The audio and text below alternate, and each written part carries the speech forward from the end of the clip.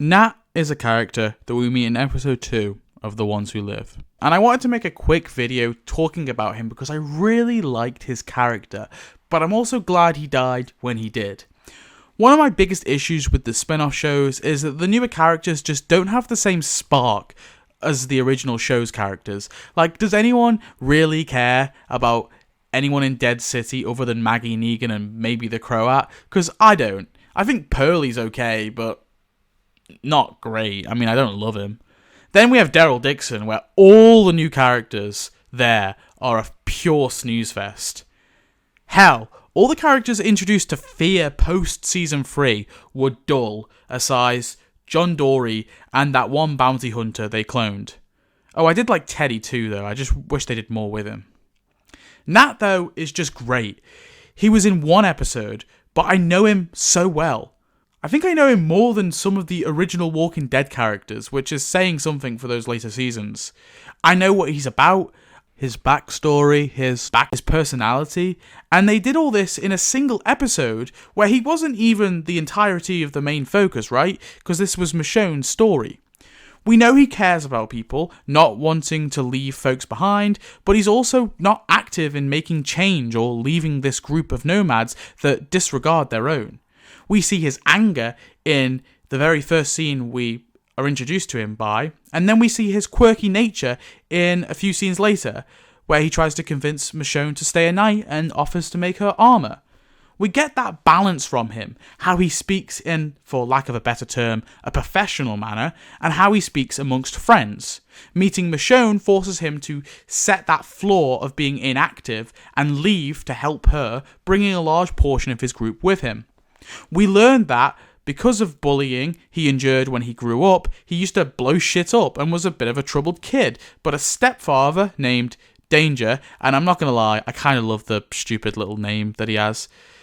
Danger, of course, set him right and helped him find a new hobby of making and fixing things. And I really love that they make this a stepdad, not someone of blood. We then see Nat lose both of his two closest friends, Aiden and Bailey, and he's at his lowest point. We know he has doubts about Michonne's mission, but regardless, he's made this bond so he stays with her. They spend a year recovering from the mustard gas and continue to try and find Rick once more, but when they realise that the trail has gone dry and that there's probably no hope of finding Rick, Nat is kind of there to convince Michonne to just head on back, right? She can still keep believing that he's alive, but she can also be with her children. He sort of, kind of, is there to support her. He's a good friend, right? Until, of course, we see the helicopter and we get a badass action scene featuring Nat. It's a little goofy, but it's so cool as shit seeing him blow up that chopper. Then, Nat is proven wrong, Rick is there and alive. He wanted to see how this story ended, and he kinda did. Then out of nowhere he's shot by a CRM soldier, and he dies in Michonne's arms.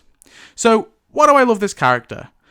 This is also true for Okafor too. I think he was well characterized also, but I wanted to focus more on Nat because I just think he's a little bit better for me. They introduce him showing what he cares about, not leaving people behind, so we know his wants, right?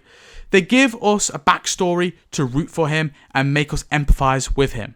They show us him at his lowest point. They show us his flaws, that he thinks Michonne is kind of batshit and kind of out there, and he's a bit of a realist, right? He's a bit arrogant, right? That's one of his flaws.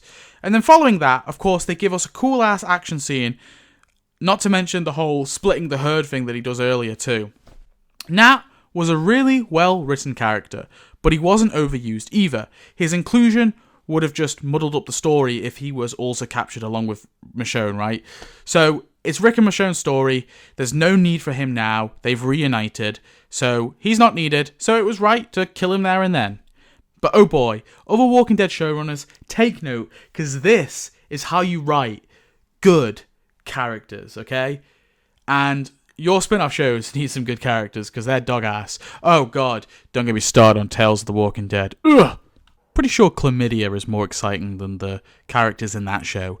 I don't know how you make Terry Crews so uninteresting, but fuck me, that show did it.